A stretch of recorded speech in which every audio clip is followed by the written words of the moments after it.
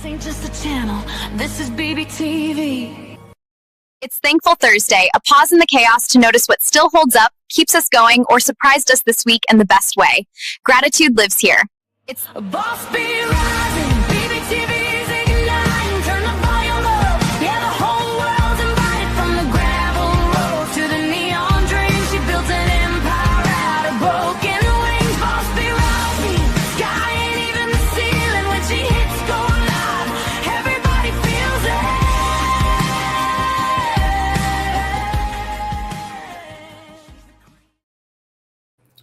All right, y'all, buckle up because this one is layered and it is not just about frozen dinners. Today, we're talking about parenting under pressure, resentment you didn't expect to feel, money, stress, cultural differences in food, and what happens when an overwhelmed adult collides with an 80-year-old who didn't ask to be here. Okay, we've got a dad who never wanted kids, now juggling a toddler and a suddenly full-time daughter in a one-bedroom apartment. We've got an uprooted child adjusting to a brand new life. We've got microwavable meals, expensive noodles, hurt feelings, and one sentence that sets the internet on fire. And as always, we're not just here to drag someone or hand out easy labels. We're here to peel back what's really going on, because sometimes what looks like ingratitude is fear. And sometimes what looks like cruelty is exhaustion. So let's walk through it carefully, keep it honest, and figure out where the line actually is. Okay, let's see here. 1 second, please.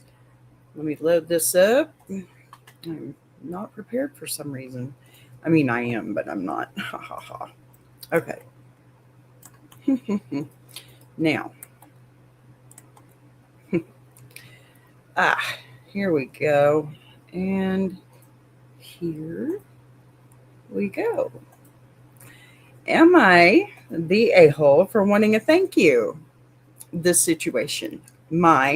She's female, 29, sister, who is 26 female, got a new car and picked it up on her lunch break, leaving behind her old car. She was not trading it in. She asked if she could pick me up after work, take me 30 minutes out of town to grab it, drive it back to her house, then drive me back to work so I can do my 45-minute commute home. The errand itself was uneventful. The only issue being that she did not once utter a thank you. Not when she asked, not when she got me, and not when she dropped me off. I don't ask for gas or compensation when I do things for her. This is the norm for her. I am so conditioned to not receive thanks that I didn't even realize that it never occurred until she had sped off and I was in my car. So, after doing this task, I decided I am done doing things for her. Yes, family helps each other, but they don't take advantage of each other either. I am tired of being used for her purposes and pretty much ignored, which is cool because she is a piece of work anyways. The rest of the time. All right. To be continued here. 2 days after the car thing and my resignation to go back to setting boundaries and saying no, she messaged me asking me to do the exact same thing because this used car she bought off of a sketchy lot is leaking brake fluid and they have to fix it. I said I was sorry, but no. She doesn't ever offer thanks or an ounce of gratitude when I do help her, and then just expects me to keep doing stuff for her. I was done. Well, this went over about how you can expect. It was like me asking for a thank you was too much or too rich for her blood or something. She started verbally attacking me, telling me that I should hear what people say about me. I'm a loser and a user, that I am going nowhere in life, and that I am the most selfish and self-centered person on the planet. Now, I know one of those. It's not you. Hello, Plus Sister. Hi, Elizabeth. Good to see you. Thank you for being here. How are you, Plus Sister? So she then threatened me. She has a hand me down bookcase and mattress of mine in her storage unit, but only because she divorced and moved into the spare room where my mom was using my furniture. My unit is currently full, and I live with my aunt for school and work in another area. All right, here comes another one. So this turned into her telling me I can come get my storage crap that will be sitting outside her unit. Oh my goodness. That day, goodness. I'm so glad to hear you're wonderful because I think you're wonderful. Let's see. I was working on zero sleep in 48 hours. So I told her that today doesn't work, but we can do it this weekend, like we have discussed several times already. This isn't good enough for her, so she is taking it to the dump. Oh my goodness. Oh, whatever. I don't have to deal with her now. But now she is posting on Facebook, and my family is piling on. That family should support you and drop whatever to help you no matter what. That they shouldn't have to say thank you or show gratitude. Oh my, I love helping people and help many people beyond her, but I always get a thank you. Am I in the wrong? Are you obligated to help your family, especially when they abuse your kindness, and then turn around and attack you when you say no? All this over wanting a thank you. I, what's so bad about a thank you is what I want to know. Let me make sure I understand this correctly first, though.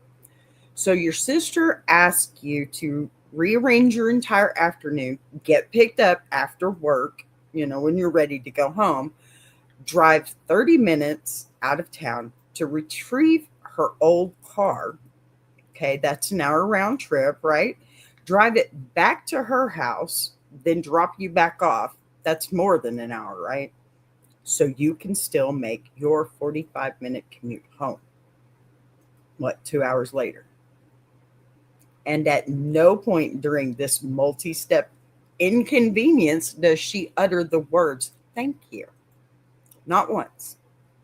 Not when she asked, or when she asked you, not when she picked you up, not when you completed the mission, not even when you dropped her off or she dropped you off. And this isn't new behavior. Okay, come on. This is her normal. Are you kidding me? Are you so conditioned to not receiving basic acknowledgement from her that you didn't even register it until she sped off? And you're sitting there thinking, wait a minute, let me tell you something very clearly. Okay, wanting a thank you is not petty. It's not dramatic. It's not selfish. It is baseline human decency. Gratitude is the smallest currency in relationships, any kind of relationship. It costs nothing. Okay. It requires no gas money. It doesn't require emotional labor. It's two words that signal, pardon me, I recognize that you did not have to do that for me. Now, here's what actually happened. You didn't confront her. You didn't blow up. Okay, you didn't react. Good girl. That's wonderful. It's polite. Very, very true. Exactly my point. It's polite. What's wrong with those two words? There's nothing wrong. And I mean, come on. It's easy. Thank you. You're not asking, or she's not asking for any kind of compensation here either, right? You didn't send a long emotional message demanding validation or even compensation. You quietly decided you were done overextending. That is called recalibrating access. Now, that is what healthy boundaries look like. When someone repeatedly benefits from your kindness without acknowledgement, then 2 days later, she comes back asking for the exact same favor because the used car she bought off of a sketchy lot is leaking brake fluid. Oh, mercy me. First of all, we are not ignoring that detail. You want someone to assist you in retrieving a vehicle that may or may not stop properly, and you still can't muster a thank you. The audacity is fascinating. You say no, you explain why. You are calm, you are direct, you point out that she does not offer gratitude, and you are done continuing that pattern, right? And instead of self reflection, she launches into character assassination. Of course, she does. Suddenly, you're a loser, you're going nowhere, you're selfish and self centered. That reaction tells you everything. When someone responds to a boundary with insults instead of introspection, they were benefiting from your lack of one. Hello. And then we escalate to the storage unit threat. She has your bookcase and mattress because of her divorce situation. And now that you have said no, she's threatening to put your belongings outside or take them to the dump immediately. Ooh, somebody needs to grow up. My goodness, that is not about logistics. That's about retaliation. You know it is. Someone trying to punish you for removing access. Let's talk about this family narrative floating around. Oh, Facebook. Oh, Facebook. Come on. Because this is where it gets manipulative. Family should support you no matter what. You shouldn't have to say thank you. That's not support. That is obligation dressed up as virtue. I said it. Support does not erase gratitude. In fact, the closer the relationship, the more gratitude matters because you're supposed to care about preserving it. You're not obligated to drop everything for someone who consistently treats your time like it has no value. And you're not obligated to help someone who weaponizes your boundaries. You don't have to tolerate verbal abuse because you declined a favor. And you are definitely not obligated to accept a public smear campaign because you asked for basic respect. I'm sorry. You're right. Being polite is respectful, right, Nisi? It's polite. It's respectful. Why can't people do that? Oh my gosh. I just want to shake this one. Wake up, honey. It's time to wake up. Here is the uncomfortable truth. Okay, some families confuse unconditional love with unconditional access. They think blood equals entitlement, and it doesn't. Love without respect turns into resentment. Period. Full stop. And you're already feeling that resentment build. The fact that you love helping people and receive gratitude from literally everyone else tells me the issue is not your expectation level. The issue is her pattern. And let's address something important. You did not ask her to grovel. You didn't demand repayment. You didn't ask for praise. Oh my gosh. You wanted acknowledgement. When someone cannot give you even that, they are not being generous with your relationship. It's true. They are consuming it. Oh, so are you the villain here? No, no, no. You're someone who has finally recognized that repeated and acknowledged labor is draining. You are someone who said, I'm done participating in a one sided dynamic. Nothing wrong with that. That's not selfish. It's not anything but self respecting. Now, the real question isn't whether you're wrong. The real question is whether you're prepared to hold that boundary when the noise continues. Because once you step out of a role that benefits others, they'll try to push you back into it real quick. The insults, the Facebook posts, the family pile-on. That is pressure designed to make you cave. But here's the thing. If saying no to one errand causes this level of explosion, imagine how much quiet resentment you've been swallowing for years. You are not wrong for wanting a thank you. Mm-mm. No, not at all. Not at all. And me and Nisi, we're right here with you, honey. You are not wrong for declining the second favor. You're not wrong for refusing to be verbally attacked and then immediately expected to perform labor again. Family support should be mutual. I mean, does she have nobody else? Are you just the closest to her? Gratitude should be normal. Respect should be non negotiable. And if someone thinks those standards are too high, that tells you more about their character than yours. Plain and simple. And usually it's not all that great, unfortunately. I wish I could say differently, but that's not the case. All right, we do have some comments that I thought were fairly worthy. Okie dokie, okie dokie. Now, back over here. Not the a-hole. See, nobody thinks you're the a-hole. A healthy family who gets along great absolutely does help each other, but they also offer each other gratitude and kind words. Amen.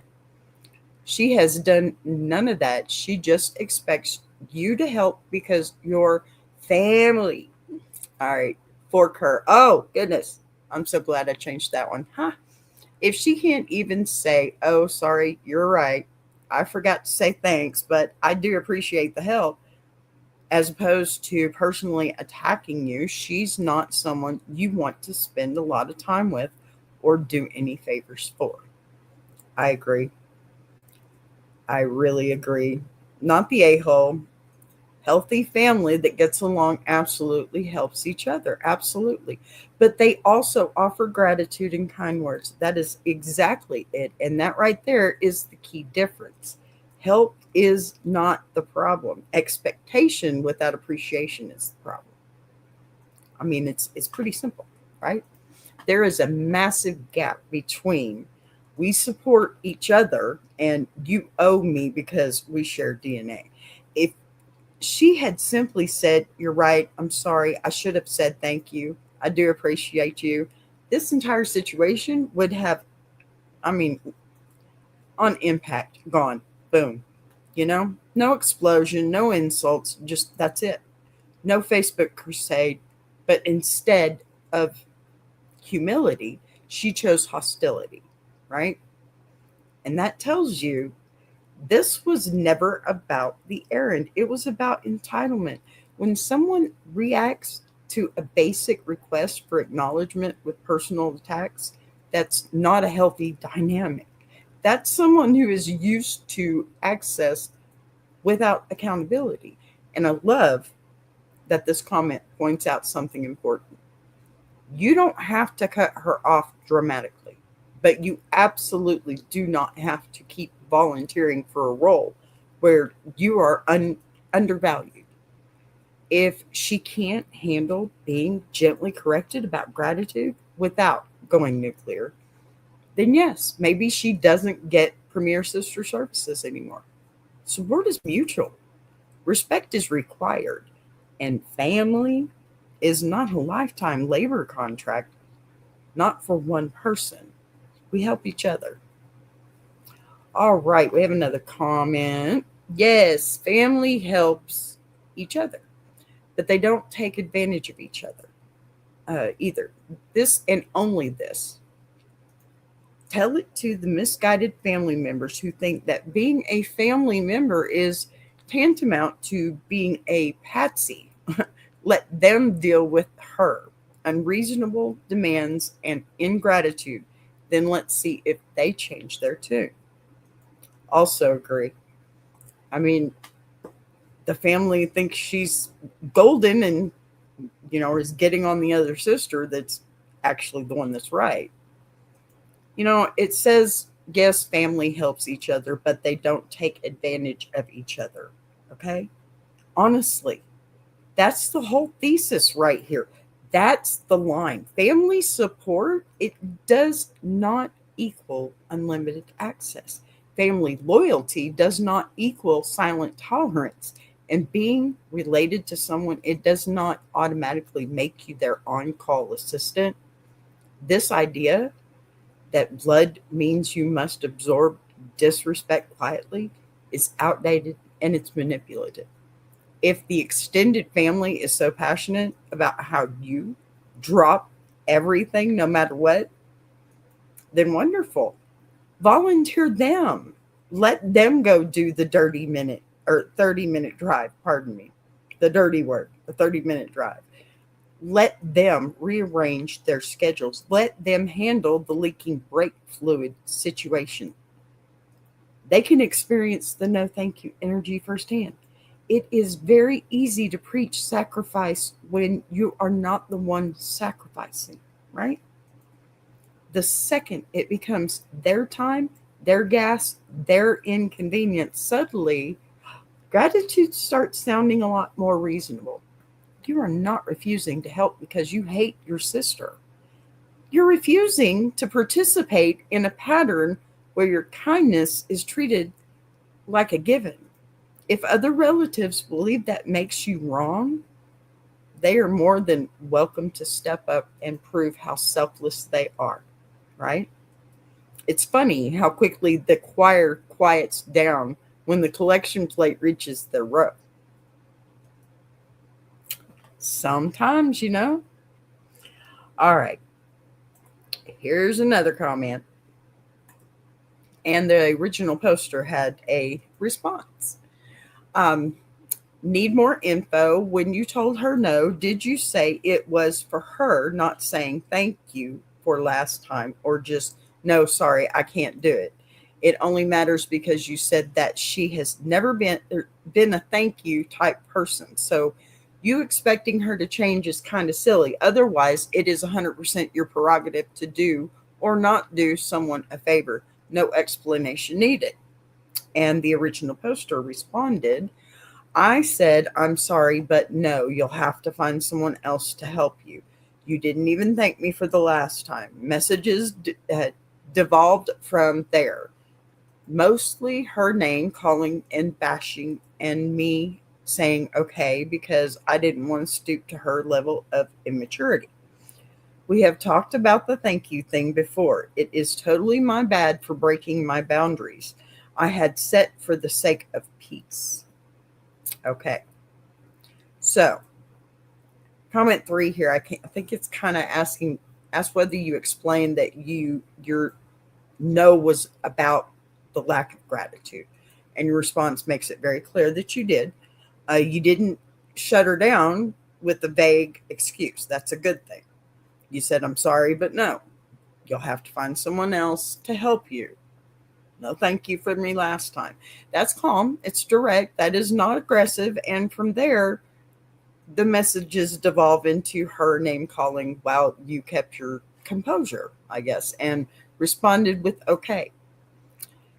Because you refused to sink to her level. That's good. But that detail matters. It really does. You gave her context. You reminded her this has been an ongoing issue. You even discussed the gratitude thing before.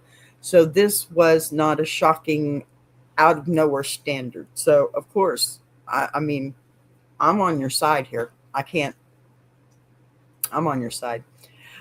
She said, and I do want to address the part where you said it was totally my bad for breaking your boundaries for the sake of peace. Okay. That right there is the growth moment. Okay. You had boundaries. You bent them to avoid conflict. The conflict happened anyway. That's the lesson. Keeping the peace by overextending yourself only delays the explosion. Okay. It doesn't prevent it. So no, expecting her, to suddenly become a gratitude fairy overnight may not be realistic, but expecting basic acknowledgement after repeated conversations is not silly. It's reasonable. And once you clearly restated that boundary and she chose insults over accountability, yeah, the responsibility for the fallout shifted entirely onto her. Okay? Entirely. I mean, absolutely, entirely. Sorry, that's where I'm at with this one. All right. The second story is a little bit longer, so we're going to go ahead and take our break now so we can finish it up all together. I don't want to piece it up. So be right back. Enjoy the song. Hit the like button for me. Subscribe. Consider becoming a member. Any of that is wonderful and welcome. Thank you so much. Be right back.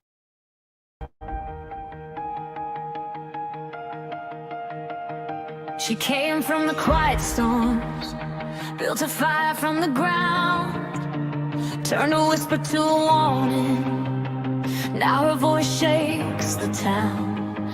Every setback was a lesson, every doubt became a key, unlocking something bigger.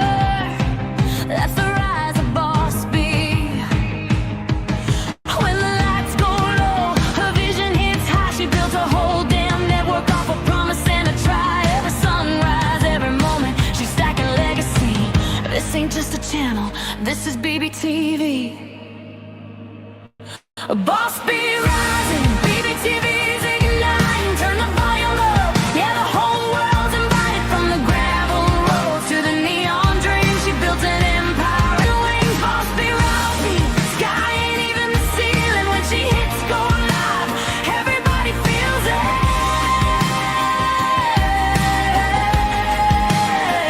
She's the queen of the comeback, the storm in the stream, crafting stories out of heartbeats, making visions out of dreams. Got thunder in the hustle, got a voice that cuts clean. Every mic she touches turns the power unseen. So let further spin the numbers, let the views rise slow or fast. Boss B doesn't measure wins by echoes of the past. This moment is a pivot, this season's history. Bow down to the founder of the BBTV dynasty. Boss B rising, BBTV's igniting. Turn the volume up, yeah, the whole world's invited. From the gravel roads to the neon dream, she built an empire out of broken wings. Boss B rising, sky ain't even the ceiling. When she hits go live, everybody feels it.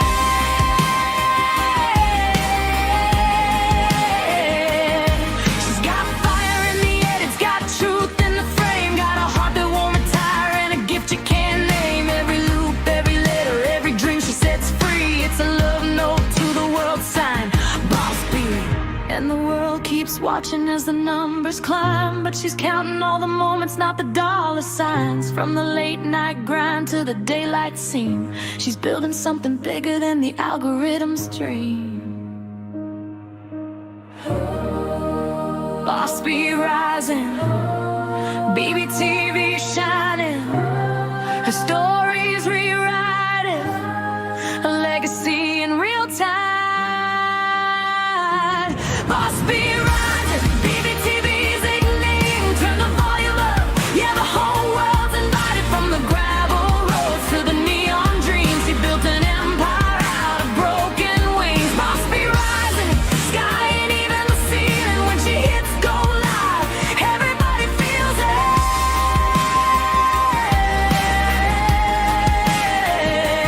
BBTV, where the stories breathe. BBTV,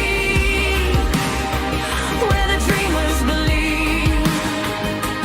Boss B rising, watch her take her place. This is BBTV, this is her grace.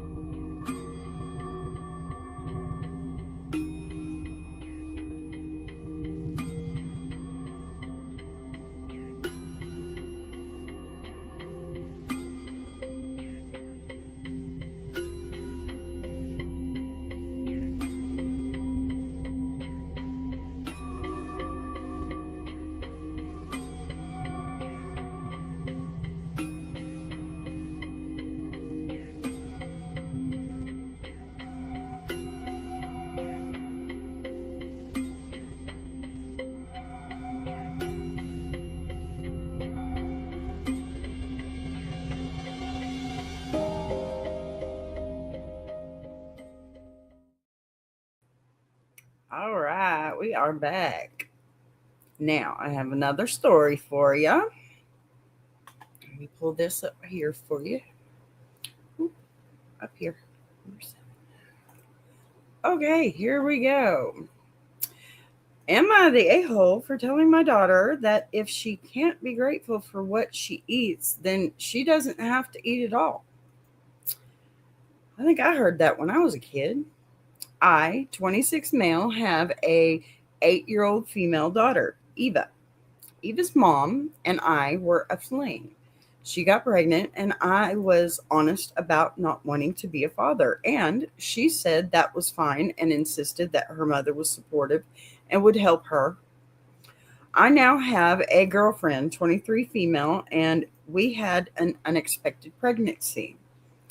Even though I never wanted kids, I am serious about my girlfriend, so I chose to father our child, whom I now love very much. She is May, one and a year and a half old female. About 2 months ago, Eva's mom reached out to me and said her life has made a turn for the worse and desperately needed help. She was currently living with a roommate and asked if I could keep Eva with me and would take her back as soon as possible. I was hesitant. My girlfriend and I live in a 1 bedroom apartment and aren't very well off, but I relented as long as she promised it would be something short term. Hmm. Here's the problem. My girlfriend and I thought it would be best if I become the stay at home parent as she makes more than I do. That means I'm in charge of making sure Eva is fed and such. As my girlfriend and I are so busy, it's always been convenient for us to just have microwavable meals on hand.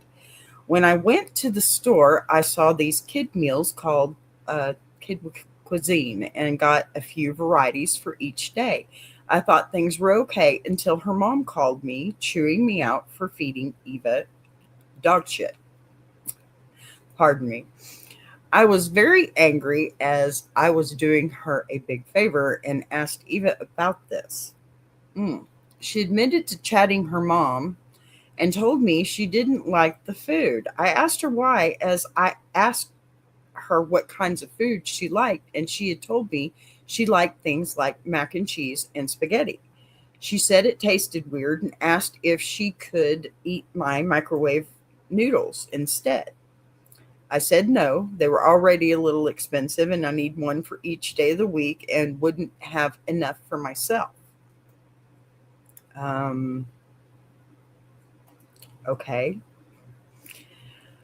I was a bit frustrated, but I told her next week I'd get different ones. I got a few pizza and corn dog ones instead. That night, she threw a giant tantrum and said it wasn't good.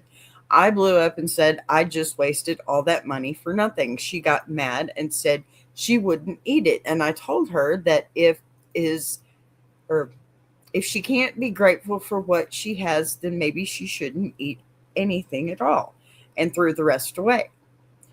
She ran to the bathroom. There are so many things going on here. She ran to the bathroom crying, and of course, I get a call from her mom saying that was a horrible thing to say and do and chewed me out, but she doesn't get that I have a baby to take care of and can't deal with Eva's tantrums over nothing. Am I the a hole?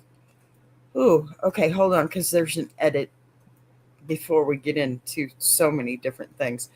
I think I need to clarify a few things that I couldn't before because of the word limit.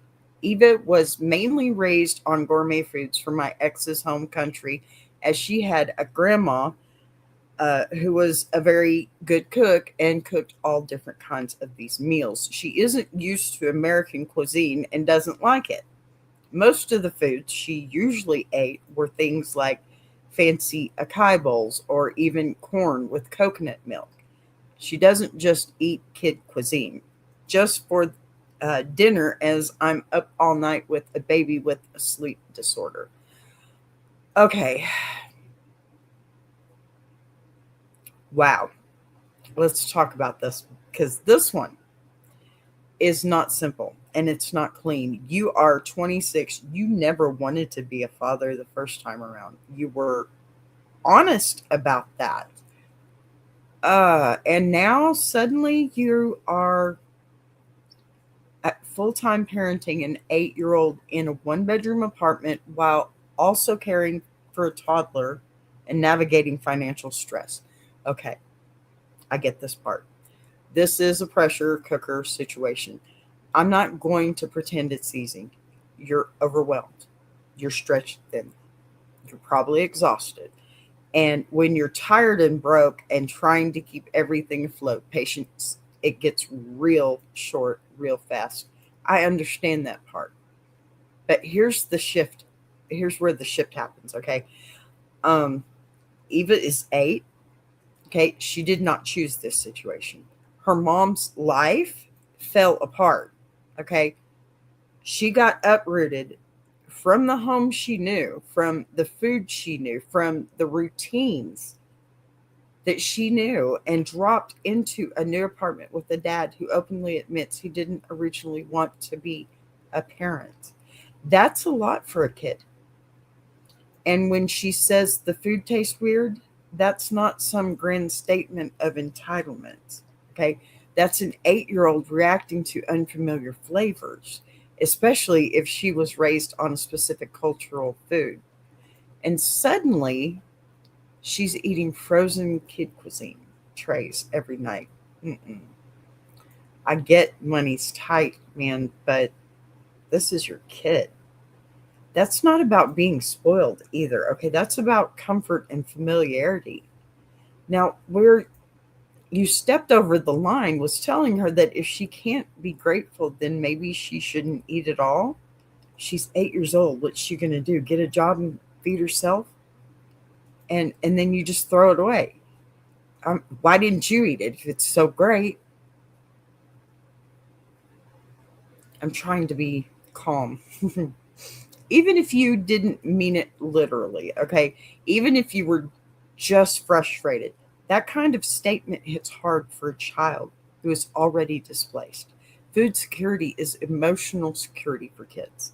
Saying maybe you shouldn't eat when she's already feeling unstable, obviously hungry, and it is going to land as rejection, not discipline.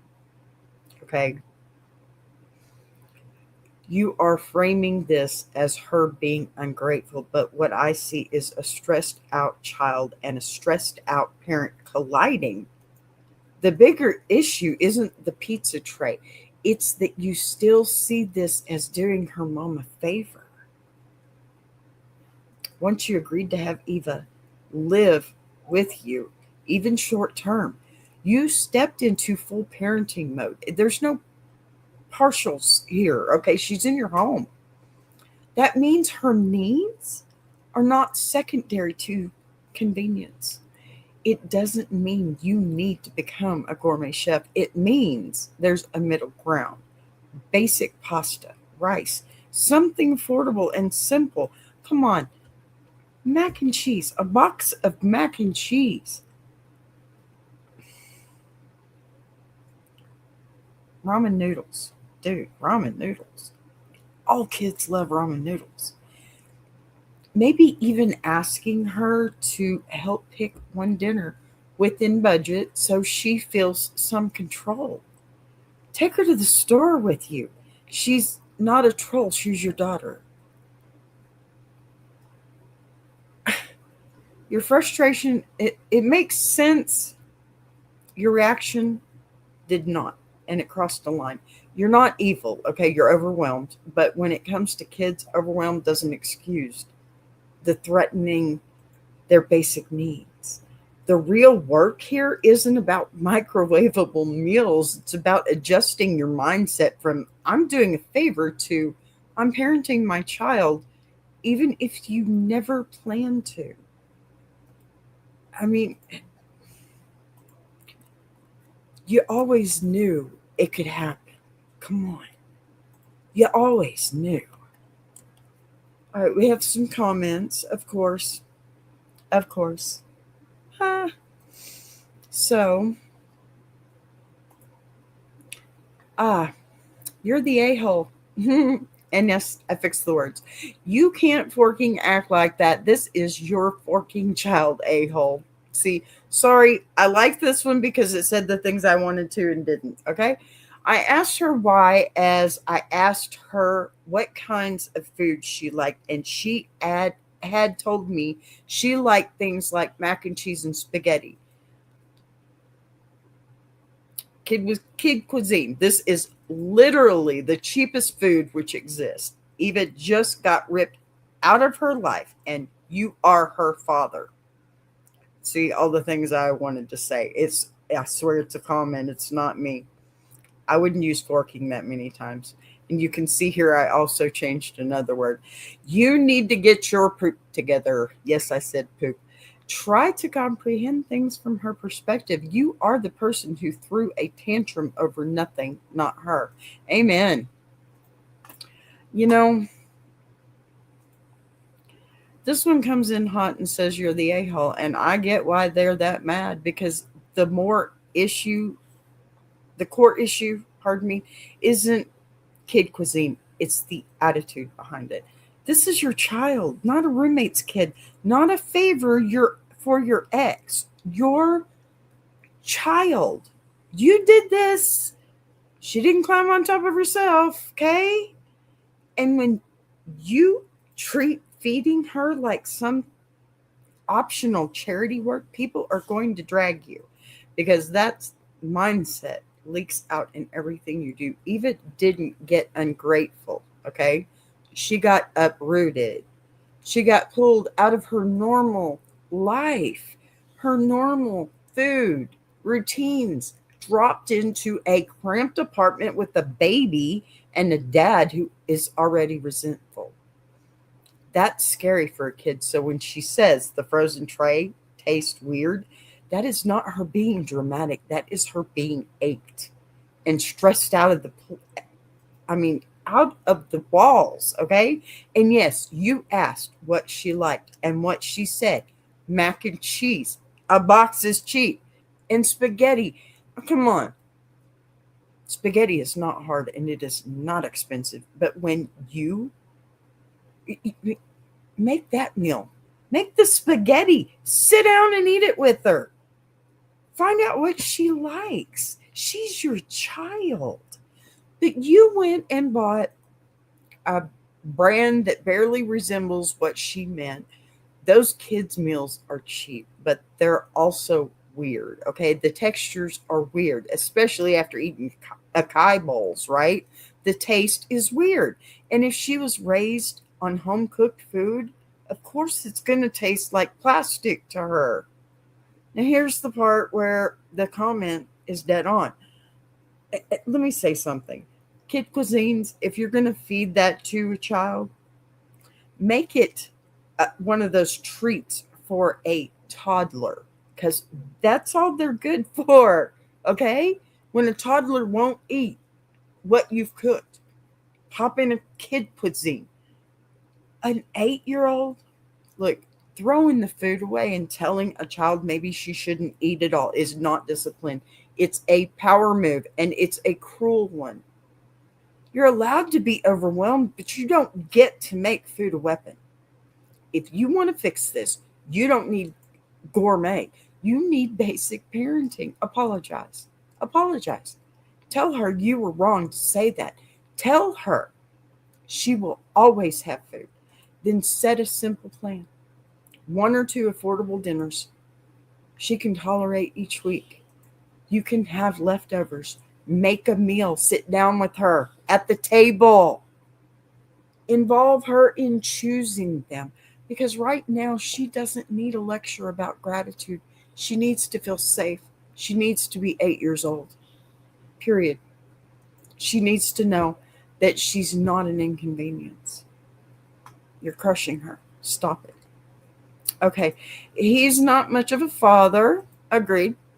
Honestly, even if he wasn't her father, he's still an a-hole for speaking to and treating any child like this. Also, let's not forget, when the cheap crap he bought tasted bad, he refused to share his expensive noodles because That was too much money to spend on the child he didn't want. And he told her so. She's not just getting a temporary, hopefully very roof over her head, foods on debate. She's also getting a boatload of child trauma. Amen. Amen. That one's not pulling punches, right? They're basically saying, even if you weren't her father, talking to a child like that would still make you wrong. And the noodles detail is what really lit the fire for me. Because from the outside, it looks like this. The cheap meal is for her. The better noodles are for you. And when she asked to share, you said no because they were expensive and you needed them for yourself. Pause and really hear how that lands. It lands to an 8-year-old who already feels secondary on top of hunger. That doesn't translate as budgeting. That translates as you don't rank. And whether you meant it that way or not, kids don't process nuance. They process patterns. She sees the better option exists. She asked, and she's told she's not worth the cost. That sticks. The comment is also right about something uncomfortable. Trauma doesn't require screaming or physical harm. It builds from repeated moments where a child feels unwanted, inconvenient, or unsafe. You didn't want to be a dad originally. That's on record. If she senses even a hint that she's a burden, every small conflict reinforces that story in her head. Now, does that mean you're doomed as a father? No. But it does mean you have to be intentional. Budgeting is real. Money is tight. That's valid. It's valid, but it's doable, and you know this.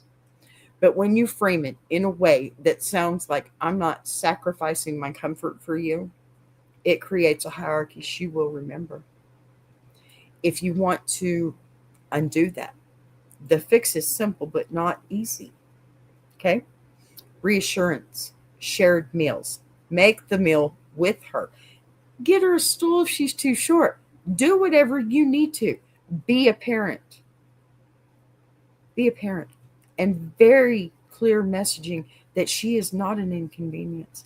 Because right now, that's the wound people in these comments are reacting to. Okay? Got a couple more. So I wonder if he grunts about having to peel the lid back for her. I bet he does. Or press microwave buttons. Then doesn't even put the packaging in the bin and dumps the whole lot in the sink for his not wife to clean up when she gets home. I wonder. That's a little over the top, but still sarcastic, and I love it. The reason it stings is because it's questioning your effort level. They're basically asking, are you actually trying? Or are you doing the bare minimum with resentment attached? And I think that's it. Because kids can feel that energy. Even if you don't say anything, they can feel it. Have you hugged her? That's my question. Have you hugged that child? She does belong to you, after all. She shares your DNA. She probably looks like if you take a good look. You know, if dinner feels like a chore you hate doing for her, she's going to react to that more than the actual food. Now, we don't know if you're grunting and leaving messes, but the perception right now is that you're inconvenienced by her existence. That's the part you need to correct immediately. Even simple meals can be served with care. Even microwave food can come with, hey, I know this isn't what you're used to, but we're figuring it out together. The tone matters more than the tray, right?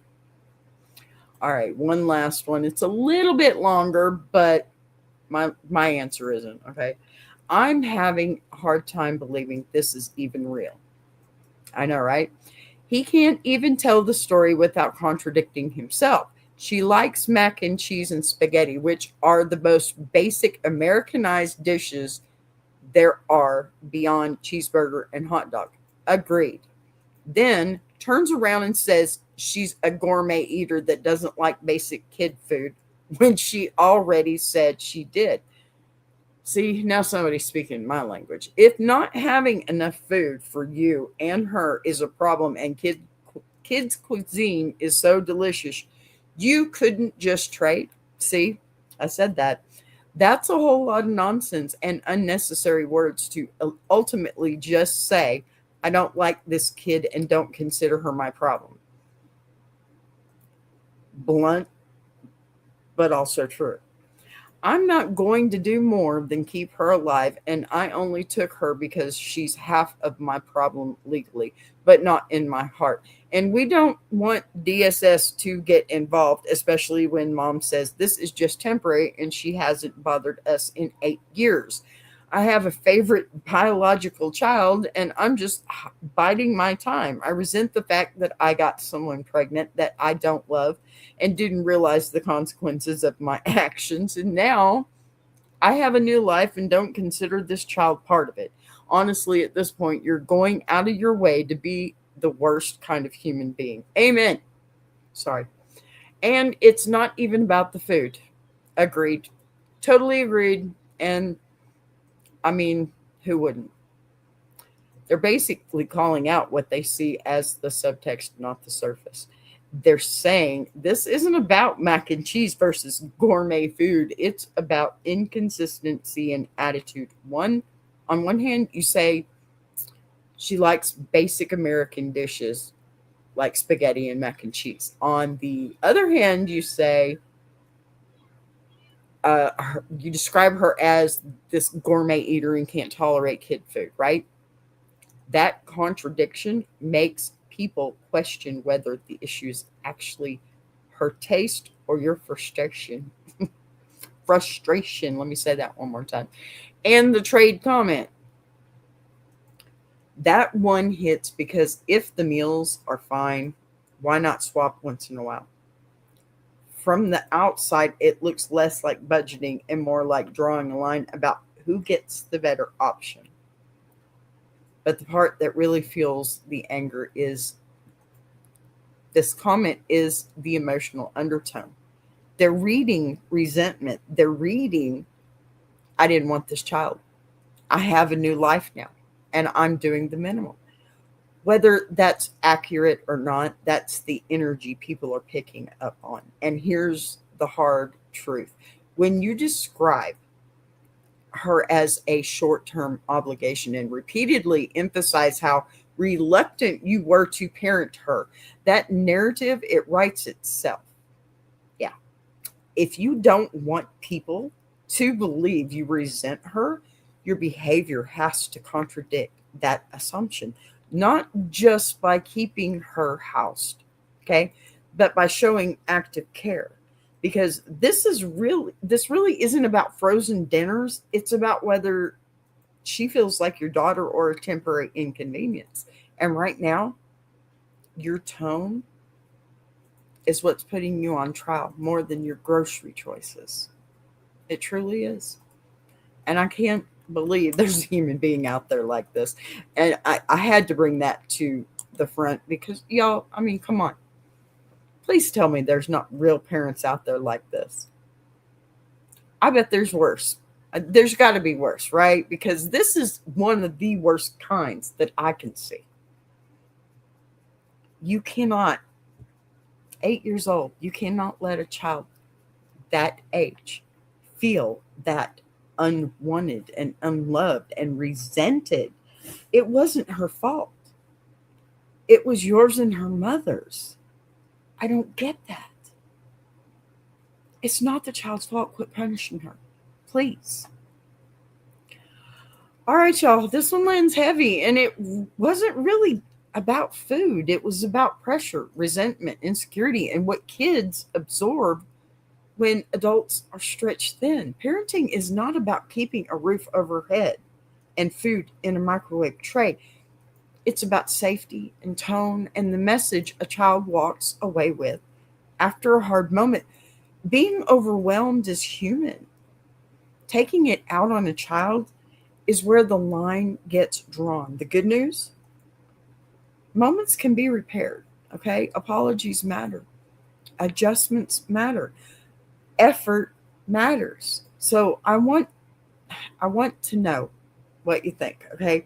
Is this dad just drowning and reacting poorly, or is this something deeper that needs a full mindset shift? Drop your thoughts below for me. Okay. Keep it respectful. And as always, we'll keep breaking it down together. Okay. And I'm going to go ahead and get on out of here. It is my time. Why do all the bees have messed up eyes? Probably because it's, I don't know, AI. Maybe. Thanks for asking. Thanks for being here. Alrighty, y'all. I'm on out of here, but you know me. I got to do my little promos before I let y'all go because Tuber Chat is the best. You already saw my Iron Sharpening Iron Universe besties over there, and my plus sister was here. Love you, sweetheart. I will see you tomorrow for Freak Out Friday, and I've already got some juicy mess to go with. I do. You know how I do. All right, you guys. Love you. Y'all take care. Buzz you later. I want to take a minute to shout out Tuber Chat. If you're a creator who's tired of surface level advice, says, and actually wants to understand how YouTube works, that's the space. It's real conversations with real creators who are in the trenches building channels, testing ideas. No posturing, no gatekeeping, no fake guru energy, just people sharing what's working, what isn't, and why. If you're serious about growing, learning, and not doing this alone, check out Tuber Chat. The link is in the description. If you're enjoying this show, subscribing is the easiest way to support what's being built here on BBTV. You'll see the join button right next to subscribe. No pressure, no expectations, just an option for people who want to support the channel in a real way. We're live every day at 3 p.m. Central now. And don't worry, we didn't change the heat, just the clock. And if you've got a story you want to share, send it in. Anonymous is always fine. Boss be rising.